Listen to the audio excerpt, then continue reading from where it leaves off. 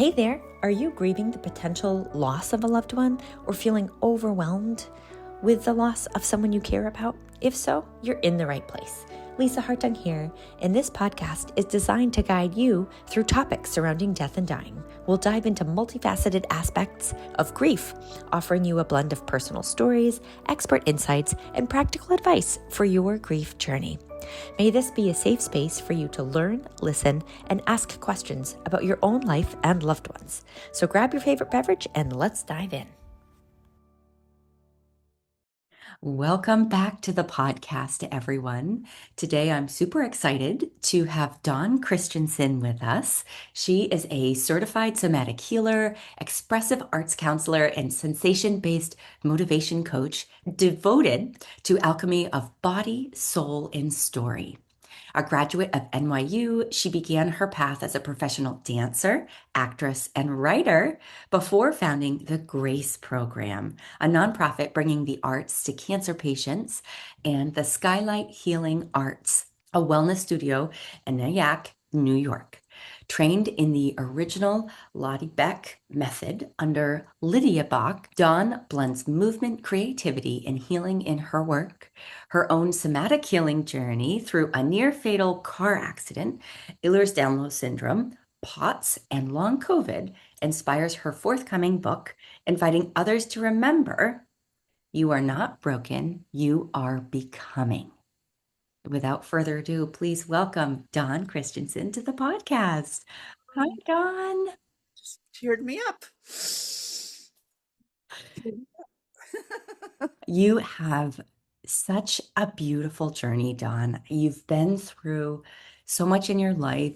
You are a light for those around you. I would really love for you to introduce yourself to our listeners and kind of share your story, that near fatal car accident. You were a dancer. There were so many wonderful things coming your way. And then something happened and it changed the trajectory of your life. And you have made such a beautiful path through grief. So please share if you're willing to take us back to that time in your life. Absolutely. And I'm going to allow myself to feel because that's what I'm all about. Yeah. Exactly who I am. So, yes, I was 19. I was at American Dance Festival. And dance to me was something I found that gave me a sacred container, really. I always was such a deep, I came into this world with trauma, was not breathing. So, and I was put in a incubator and all those things. And I think that had some impact on how I came into the world. But I've always been this observer and feeler. Sen always told you're so sensitive, you're too sensitive for this world, because I just felt everything. And I had a little trouble navigating this world in what it seemed like and how I wanted to experience it and what I wanted to say and how I wanted to say it. And then I found dance, and I was in sixth grade, and I just could do it. I could just dance. I didn't know it at the time, but I was so hypermobile. I was so flexible. I hit myself. My first bump, I hit myself in the nose. So And jealous. That's awesome. total contortion. I was so flexible. But what it gave me is this world where emotions are celebrated and story and beauty, because I felt like there's something so much more than what we're seeing here. Mm-hmm. And the arts is what gave me the container to put it all there, all of it, Yeah. all of it. The places where I didn't feel enough, the places where I wanted to give my voice more volume and be seen for who I was. And dance just gave it to me. And it unfolded so beautifully for me. And I was a scholarship student at American Dance Festival at the time. I was dancing at Holy Cross. I was psych pre-med at the time. I do know why, because my father, I felt like that's what you should do. You should be psych pre-med and you should do this. But dancing, I was and a dance major. I went to the audition and I was just like, I've had the opportunity to dance in New York City with like these amazing ballet masters. So, but being immersed there and the audition, I just whoo came out of me. So then, first time on my plane, I'm at Duke University. Oh, it's gorgeous there. And I mean, even I remember at all of it. I almost stepped into this alternative reality. Mm. Really did. Because this was the first time, even though I danced in the city on the weekends and I danced for, 3, 4, 5 hours a day, this was immersed Yeah. with these creatives from all over the world and these choreographers and these companies. So we would dance all day and then we would go and watch Paul Taylor, I mean, it was just everyone under the sun watching these beautiful dancers, having these tremendously talented teachers. I just was so lit from within. Yeah. And this mystical, magical, I don't know if you've ever been there, Mhm. but Duke, the campus, those trees there, there's something Mm. mystical. And I've always been drawn to trees. And I would be going, like, we're dancing all day, and then we would go to these performances, and then we'd on our off time we'd be going to these grottos and we were dancing in the woods and the people were bongos and we were, oh my gosh, it was like complete creative. It was all of it. And that's what I am inside. I'm like, this is me. This is me. It's all of me. And it was just like every part of me was being expressed. And people who are just so talented, the talent there was just mind boggling. And so, literally 2 days before my car accident, I called my parents and said, I'm not going back to school. This is my heart. This is my soul. I was receiving so much positive feedback Mm. from the teachers, from the company. I just like, this is it. They were interested in me. Even more, I didn't have as much dance training, perhaps, as some people, but I had this fire and I had this ability to ooh, tell story through dance, share my soul through dance. There was many technicians, and this may sound pompous, I don't know. There's an artist, I have an artist's soul, and I know how to share my soul Mm. in this medium. God gave me that gift to share it. And so I told them, this is me, this is my life, this is my calling, this is my home, this is my truth. I have to honor it. And 2 days later, and I can remember it so distinctly. We were, again, I've always been this very spiritual person. And we were at this grotto. Oh my gosh. And the water, we were like woods and water and this gorgeous sky. And there were people like, what, we were 18, 19, 20 years old. I'm not a drinker. I'm not a partier, never done all those things. So people were like, whatever they were doing. I was literally having this out of body mystical experience. I was laying in this body of water that was like, it was almost like a womb. It Mm. held me. And I remember looking, the sky was just so expansive. And I could hear people in the background, but I was just in this place of peace. Peace seems so trite, when you actually experience a full body immersion in peace. That's what it was. It's Mm. just like that moment was crystallized for me of being held, just held. I felt held. Yeah, I just felt held. And water has always been my place. So I'm surrounded by these trees and this water. And then I remember walking through the woods, and I kid you not, I remember like I was like surrounded in this light. I remember it. I could see, and again, I danced all day. So all the every channel was open, every chakra was aligned, you know. Then I'm laying in this body of water. I'm praying, I'm like one with everything. And so like the trees were just, I could just feel everything.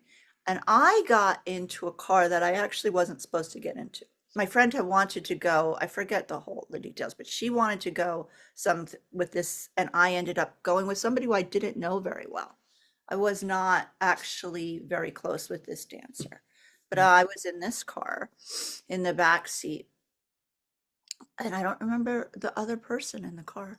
And she was driving, and she ran, it was obstructive view where she was driving, and she ran through a red light at an intersection, and I was hit by a truck Mm. right where I was sitting. If you can see my pinky. My pinky went like this. My pinky was ripped off. And I went like this to shield my face, and I was thrown out of the car. I don't remember that. Yeah. I don't remember it. I know that I've been told some of the details, but I do remember that. And I still get some. I still have a cellular Yeah. yeah, from it. Again, I don't remember. I was not conscious. A woman came and prayed over me. She actually wrote me letters after and came visit me in the hospital. But I was, by the grace of God, brought to Duke Medical Center, which is an amazing Mm. hospital. What I do remember, it wasn't this, oh, a whole long tunnel. It was light, being definitely above my body, and the energy of Christ Mm. and my grandma. My grandma was there, and my grandma died a month before I left for ADF. Oh my She goodness. died a month So, before I left, and I know she was there to save me. She left so that she could watch over. oh my goodness. I know. I know that in every cell of my being that that's why yeah, she was a person in my life, my grandma. I still feel. She's a person in my life that always saw me for me, accepted me fully, all of me. She really was that person for me. And so she was there, and it was, Lisa, it's funny because that moment I had in that water Mm. had a little glimpse of what the peace and the love that I was surrounded and filled with. That there really, I'm a writer, and there will never be words that can capture it. Of that. Just a whole body being or an out of body experience. You were out of your body. I was in this place, and it was not defined, it was just light. Mm. And I knew it was Christ. It wasn't like Jesus came and he had robes. It was just Christ, the energy of Christ. The I love, unending love. love, Yeah. love, like just my grandma was there. It was my grandma. Then we were watching, they were doing all this. I mean, I was in a coma. I mean, I had so much that happened in that accident. My ribs, all this side of my ribs were fractured and they punctured my lungs. And that's why I almost died. That's why they didn't think I was going to make it. My parents got a call in New York. I was in, North Carolina. and they said, "Your daughter, we do not think she's going to make it." They had to, they couldn't get, obviously, a plane in second, and they got in the car and they drove. They drove it, and my father saw me and he just blacked out, Yeah. collapsed. Yeah, so there were so many. My jaw was shattered, my teeth, my lip was ripped off, my cheek, my shoulder got crushed, my finger got ripped off, my pelvis was shattered. It was just, and my head, the trauma to my head, and then a coma. And I'm watching. I can see my body there. Again, I just was so happy. It was bliss. It was love. It was peace and beauty. It was just like all there. And I remember, this is what I remember. I knew I had to go back in this body. Mm. I did know. There was a part of me that did not want to. Yeah, that was like, this is, I found the Mecca. I'll tell you, life to me at that 19-year-old girl had already been, I just didn't get it. Like, I loved the arts, but this life was not even that something terrible happened to me, but it was just, it wasn't this. Mm. Unencumbered, just complete light and ease. Mm. And I didn't want to go back to that heaviness. It was like, oh, that's a lot. Was there a moment that you were like, okay, I've got to go back? Or did something happen? Did someone say it's not your time? It was a knowing. Yeah, It's not. soulful knowing. You have more to do, and this is not your time, and this is you're going back there. It wasn't forceful at all. It was just that I knew. It wasn't, I don't remember, you have a choice, either you stay here or you don't. I don't remember that at all. I just knew this, you're going back there. That's still part of your journey. When I was in a coma and I was at this amazing hospital, and when I finally regained consciousness, my jaw was wired shut, my face was ripped apart. I didn't have, my head was so swollen and no hair. I was in this state of, again, being held. And Mm. I don't know if part of it was because I don't have any feeling of, oh, let's disassociate, let's not deal with this pain. Mhm. It was, we are so much more than this body. You'd experienced it. I was so close to God. Yeah, I know that there is no death, light. and it's light and it's love, and that's my truth. That's your truth. That's who we are. That's what we're made of. That's what we come from. That's what we're here to share. Mm. It's what we're here to remember. And it filled me. I, again, like that's, I think I had that experience in the grotto, in that water, and then this experience with my grandma, and then coming to consciousness and still feeling held. Mm. I still felt held. And I was in the hospital quite some time. And then because, I mean, this was a long time ago, it's 1988. Mm. And I was immobilized in my living room Mm. after I got out of the hospital because my pelvis was shattered Mm. and I needed to be immobilized. And my sister, my middle sister, Robin, she became my caretaker and my nurse. She took care of me. Yeah. She's like an angel. She came and she took care of me. And she was amazing because it was not pleasant. I mean, I had a bedpan. I couldn't talk. Our jaw was wide shut. And there was my finger was it was my this part looked like a shark attacked it Like because shoulder region. Yeah. all scars. It was looked like literally a shark attacked it. And this was completely ripped apart. Even, Your she wrist and hand. oh, this was all ripped apart, and this was all ripped apart. And my lip, my lip had been torn. I mean, I just at 19 years old just looked like, and she's only 3 years older than me. Yeah.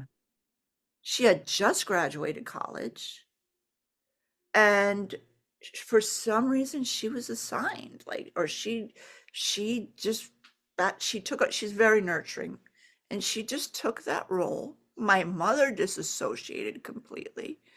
She could not. It was too much for her. Like the grief can become really, really overwhelming. That was too much for her, and I have enormous compassion. I didn't know it at the time. I thought, because I had been at Holy Cross, and my roommate from college was calling, and my mother answered the phone, and she's like, Dawn's in a coma, and just like basically hung up. She just couldn't. She says she doesn't remember any of it. Yeah. Yeah. Remember, she just needed to cope that way, that nervous system response. Mm. And my friends came to visit, and I didn't know it at the time, and she just, I don't think she wanted them to see me for me, not Mm. for Mhm. them In that state.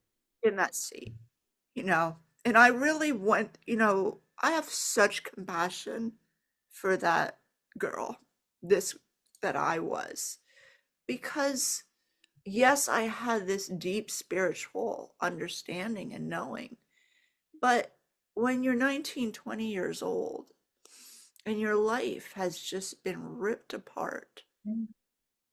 and it's not only you're not going to dance, it's you're going to go on a journey of so many operations to try to put your body back together. Mhm. And, at 19, 20, we're very attached to this. And Yes. this is no more. This got ripped apart. I looked like I was the person people pointing fingers are uncomfortable to look at. Mm. And I would have, when I was able to, when we started physical therapy, I'm in the wheelchair. My sister's bringing me to physical therapy and to just all physical therapies, doctor's appointments, operations. That's all I did. Yeah. That's all I did. And there was this it was, again, it's not this or that, it's both end. I Mm. was enormously deeply knowing that I am not this body, I am not this face. And yet I'm in this world, and there's a part of me that's hurt, that sees everybody moving forward, and my life of the before and after. The dancer who was driving, she wrote me a letter, and I remember it so vividly. Oh, it was about a couple of months after. I mean, I was still immobilized. Maybe like 8 weeks after. And she was like, "Oh, I'm dancing for this company and blah blah blah, and I'm sure you're dancing." And it was just completely like, I'm not going to address any of that. It was very, and it's not even bizarre. It's just she couldn't deal, and this is what sometimes the brain does and the body does in order to survive and pretend that she was not culpable and that this was not going to be addressed. So that whole experience was definitely, like they say, my life before and after, and that was clearly where my whole life changed. That dance was so important to me. I decided, which is so funny, where I was at the time, again, still in this very spiritual state of I'm able to do anything. Like I am here for a reason. I am here to let whatever is in this heart, this gorgeous heart, this deep feeling heart out. And that is what I'm going to do. And of course, I'm going to be supported in every way because why wouldn't I? Yeah. So after I had, it took quite some time. And then I auditioned for NYU for Tisch School of the Arts for the acting program. Never acted before. I opened a monologue book. I did Agnes of God. I just got into Tisch School of the Arts. It's like I'm just doing that. Of course I'm doing. I would love to do that. I will explore that. Let's go. And I got in. I didn't even realize until much later that was crazy. People have been in the arts and theater, their resume, and I'm like, well, this looks like a good monologue. Let me do this. Handling that creative vibe. And if dance wasn't a possibility, acting was the perfect Yeah. reference. And for me, acting was so much about, again, we are these deep feelers. This is the full range of being. How do I access all that I know is inside of me and inside of all of us? And how do I reach there and then reach across and say, put that mirror up? And that's what that gave me. And it was such a, I mean, talk about a gift of creativity, spirituality. I've been in the spirituality, wellness, and holistic worlds for my whole life. And I'm in New York City at one of the best schools for acting in the world. I'm like, of course I'm here. And let's go. And just so much synchronicity and talk about being in this kind of just energetic match for life. And just being open and stepping into it and not being worried. You just said, I'm doing it. I Let's was not worried at all. I was just like, well, let's do this. What's next? What's next? And it was some of a new lease on life, but it was really having that experience of that energy of love and peace and knowing that's what we're made of. Mhm. It takes away, and that we're not these bodies, but we are also here for a reason. Like I knew you got to go back there. There's, even though this is amazing and you definitely would prefer to be here, you got to go back. You're going back there. I'm like, can I a little longer here? But so, yeah. And I really, for years, we're still in this place. And I always will have that. Mm. I think that as the decades from that time span from that, I don't have a fear of death. I just don't. I Because do not have a that's fear. I think it's just clear to me that it happens for a reason. My grandmother was there. She died before. She's always with me. I can feel her. I know she is, even as I talk about her, she's with me. I am protected. I am held. She is here. They have that phrase, I don't think I know. And that's what it is. I don't think I know. Dawn, you had this transformational experience and are filled with such grace and spiritual peace. I'm sure that all of the surgeries and the therapies, such a big part of life as well. And you don't let that define you. And you're still so vibrant in sharing that. And would love to hear how you've then, channeled that divine energy into work and helping other people on their journeys. Yeah. The grace, I love that you use that word grace because that's such a meaningful, beyond a word, what that means of grace. So, yes, I did have to have many, many operations, over 30 operations, Mm. just constantly going back and back and back. And wonderful things happened to me along the way.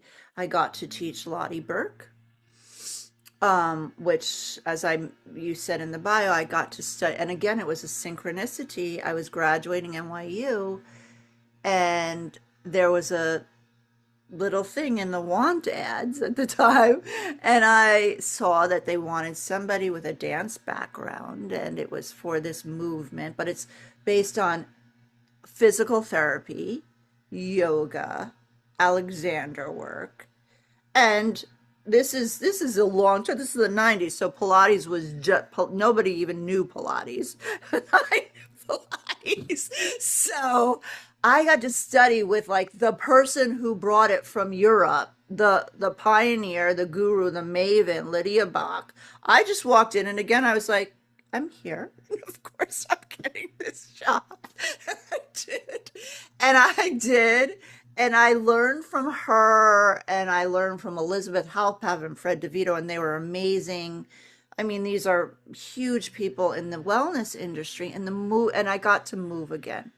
And I got to move in a way that was safe for my body, and it was home again. And I love acting, but acting is not dance to me, and it's not movement. And movement is like, it's my voice. So that led to me teaching the vital physique, and I was working with clients, and it was just really such a euphoric time for me. And my body started to break down. I did it for like 2 years, 2.5, and the body started to break down, doing more and more operations. And that's when, after these operations weren't working and my shoulders dislocate all the time, and I didn't have any use of them, and they're putting me in half body braces and over and over and over again, and I had to move back home because I wasn't functional anymore. And they got diagnosed with Ehlers-Danlos, EDS. And so I went home for 7 years, trying to get my body more functional again in physical therapy and operations. And at the time, by the grace of God, again, I get connected to this VESID, place vocational educational service for individuals with disabilities, and they send me to study expressive arts therapy, a 3-year program with a concentration in spirituality. Okay, they don't usually approve those things. She's looking at my background. She's like, there's so much more practical things. And I was like, I really would love to do this. And she's like, okay, let's let you do this. It's a totally alternative program for 3 years with Marcus Scott Alexander, who is like the guy in expressive arts therapy. I got to study there for 3 years, going on weekends, every other weekend. So it was, I could do it. And then the rest of the time I was in physical therapy. So it was so perfect. Mm. I did that. And then I was ready to go back to the city. And I got back to the city. I was again, still, one part was I'd been home for 7 years. Everybody else was living life in their 20s and 30s. And I was in this incubator of doctor's appointments and this expressive arts. So I was given this gift to study the expressive arts while healing.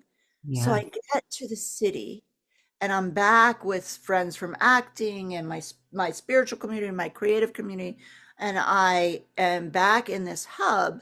Part of me felt like I don't even know what I'm doing. I was so socially awkward. I had no clue because I was living We this learn how to do that, alternative right?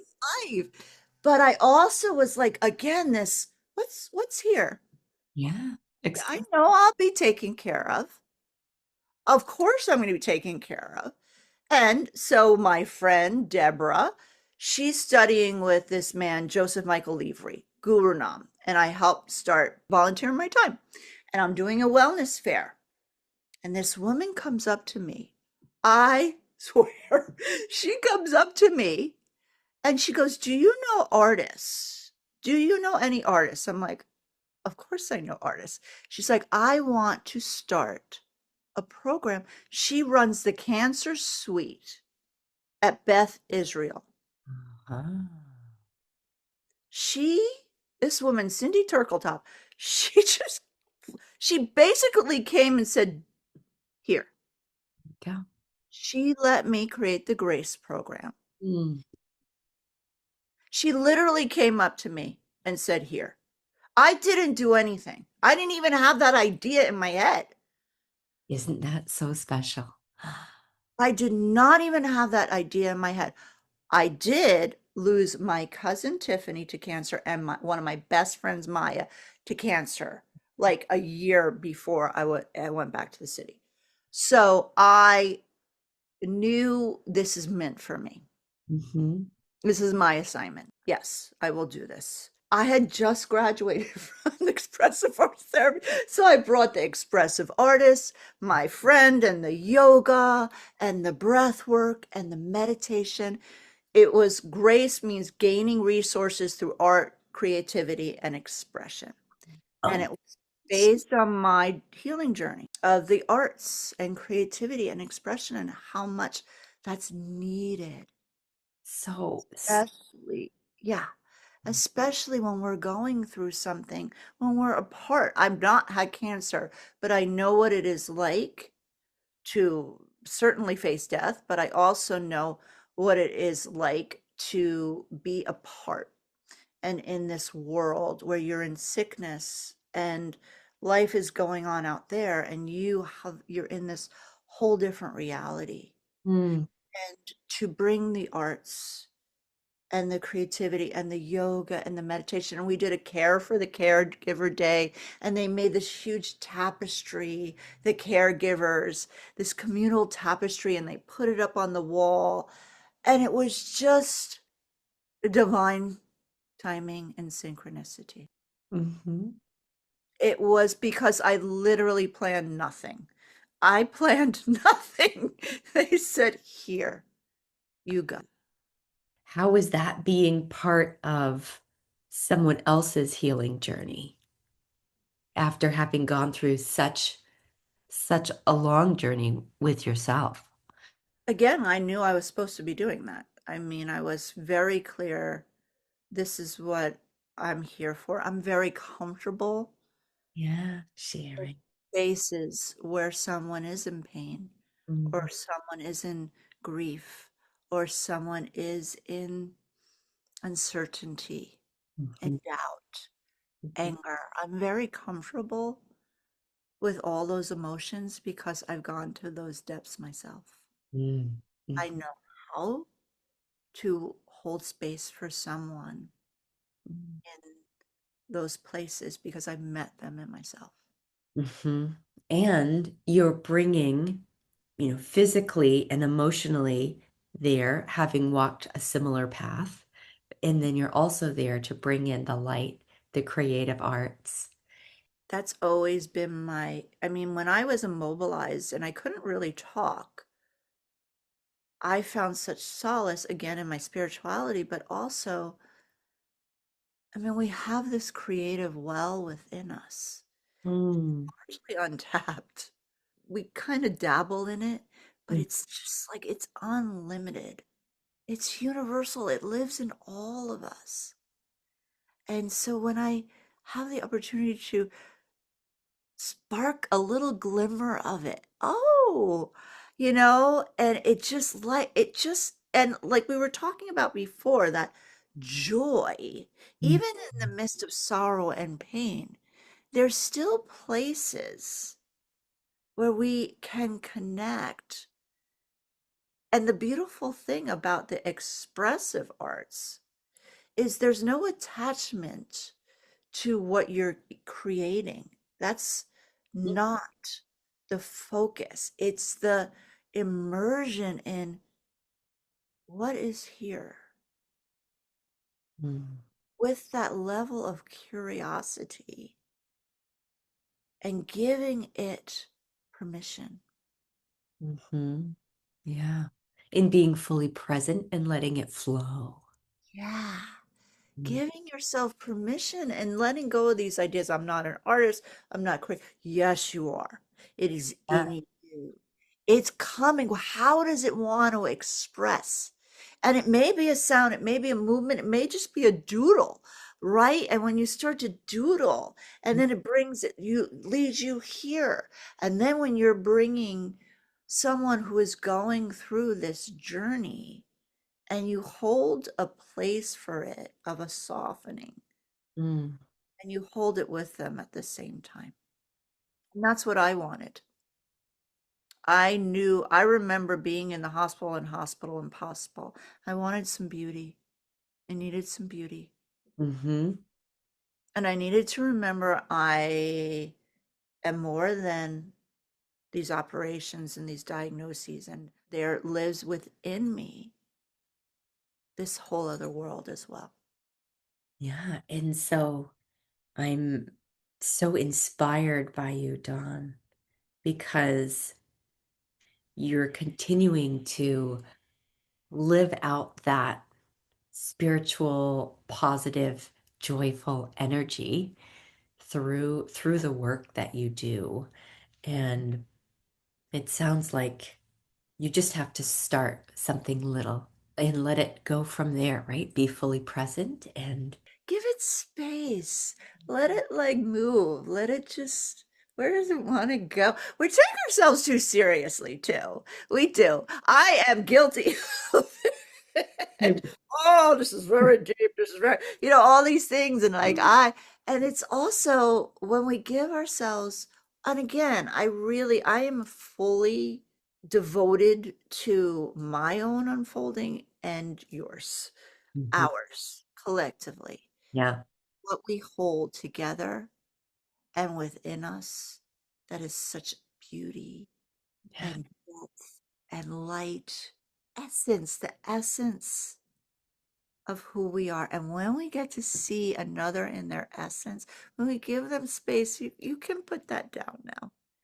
I want to see you, and you Mhm. are so enough, and you are so held, and you shine that light, and they begin to remember it, and you begin to remember it, because we are, there's no separation.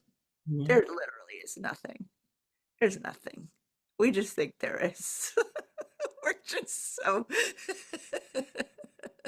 living in our separate houses. And there really isn't.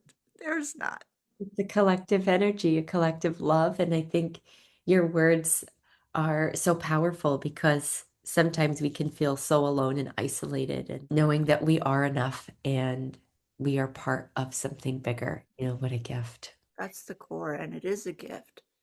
And sometimes, and we allow ourselves grace when we forget. hmm hmm Yeah. Forgetting is part of the remembering. So coming home. And so, John, you've been on this journey. You are writing a book. And so maybe you could tell us a little bit about the book and how listeners can find you. Yes, I am writing a book, and I love writing is something I rediscovered. I was writing for a magazine in the city when I did the Grace program. And that was another thing where someone had come up to me again at a wellness fair and said, "Did I write?" And I'm like, "Yeah, I can write." And I got to write. No, seriously, it was just so, it's like there's like just synchronicity. Like there's not, you can't even make that up. So she comes, "Do you know ours? Do you write?" Yeah. So what happened was I was writing about healers and wellness facilitators, and my intention was to find the people. I didn't want to write about the people that everybody knew that so and so was going to. I don't care. I want to find the people who are really committed. I don't care where they're practicing out of. I'm finding them. And I got to receive, and it literally healed me. It healed me enough to have my son, which that's a whole other story that should not have been able to happen. And I have two children. Those are miracles. But so that writing I did in my 30s after I got COVID in 2020, in March 2020. And I definitely, I mean, because of the trauma I had and my lungs were so impaired from my car accident, I definitely could not breathe, and I got so sick, and I did not think I was going to make it. And it took me a year and a half to be any semblance of being able to take care of my kids. And my husband had to leave his work and take care of me and our family. So going through long COVID after my car accident and all the operations and Ehlers-Danlos and all that happened to me and the work that I created from what happened to me.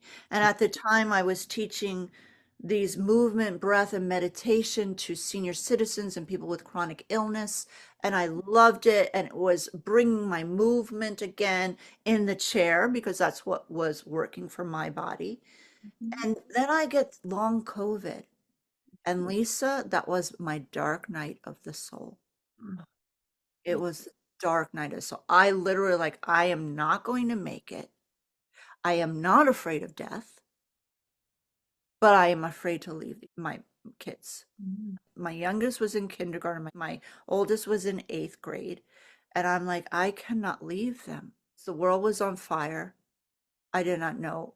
I was so afraid to go to the hospital, although I'm like, I can't breathe. I'm going to die. And it was a 3-month period of like, I got to go to I got to go.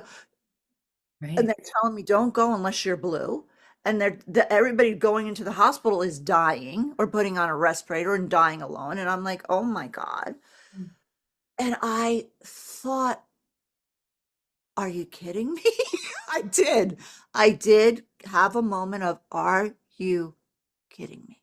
Mm. Are you kidding me? Yeah. I've devoted my life to this. Every moment of taking what has happened and making it into something else and helping people and serving and this. And it was soul leveling Yeah. because I didn't know what was happening and I couldn't breathe. I couldn't breathe in my car accident. I couldn't breathe at my birth. But this was being conscious and thinking I am drowning alive. Like I could not get the breath.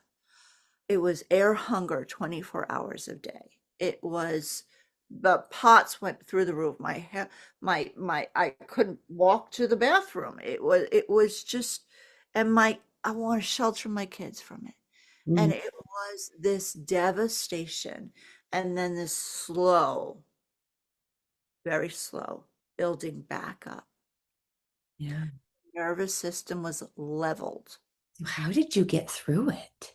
Leveled. I was in fight or flight. 20 my startle response, I didn't know it. And then I found this community through Dr. Noah Greenspan. It was in June of 2020 of these fellow warriors coming back from the war and like meeting each other. Mm. Like we just looked like shell shocked and we didn't understand what was going on. We formed this community of long, it was even before they coined the term long Yeah. COVID. Yeah. And I know my body so well, know the breath work, I know the movement, I know all of it. Nothing was working. Nothing was working. I'm in this community and I don't know, it was God's inspiration, what it is, but I'm like, it's the vagus nerve.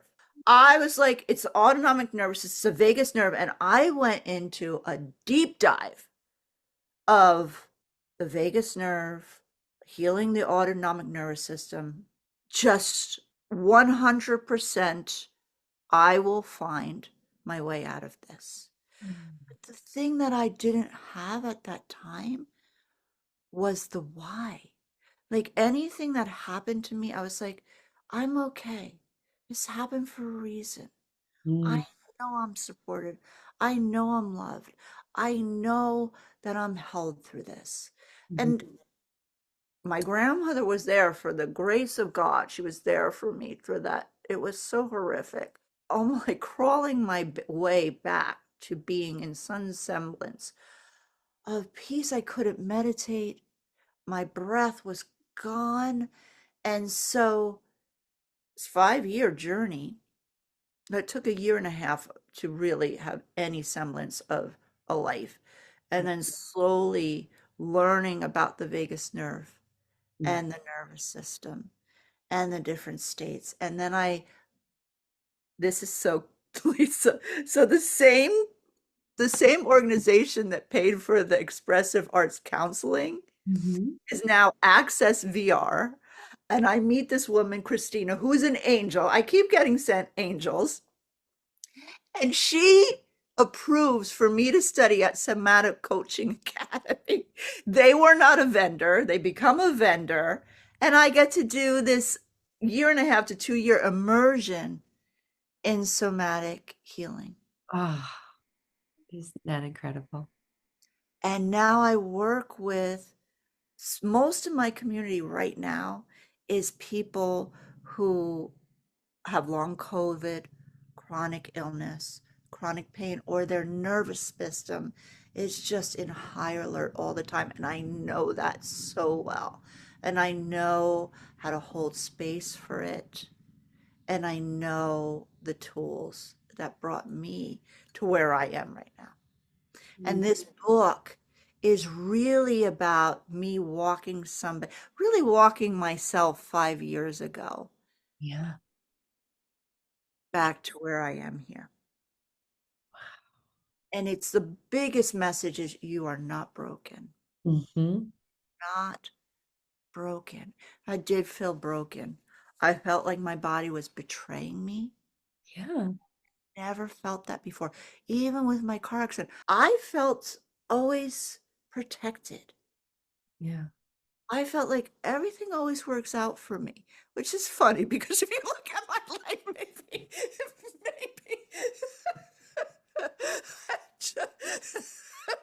that's one way to see it. But it did. Everything has always worked out for me. And the universe has constantly handed me opportunities, constantly, of Yeah. here. And I was like, what is this? And now it makes sense to me. Now I'm like, I will do this. Yeah. Yeah. And I can hold space and help walk someone back to safety in their body. Yeah. Mm. I think we all need that, Dawn. We do. Well, I'm excited to read your book when it comes out. So please let me know so I can share it with our community. Is there anywhere that we can find you?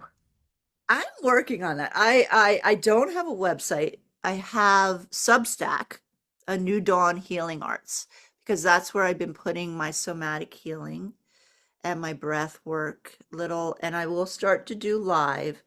But I've been putting excerpts of my book on Substack, a New Dawn Healing Arts, Healing arts. Dawn Healing Hearts on Substack, and I will be using that as a platform. And I'm going to do a podcast. Yay!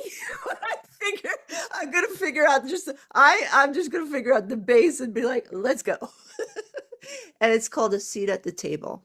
Oh, Yeah, because it's a reminder to be at the table that opens the profound. chair for you and says, we've been waiting for you. You are welcome. You Mhm. are enough. You are worthy. It's a seat. You are a seat. You deserve the seat at the table. Yes, we all deserve a seat at the table.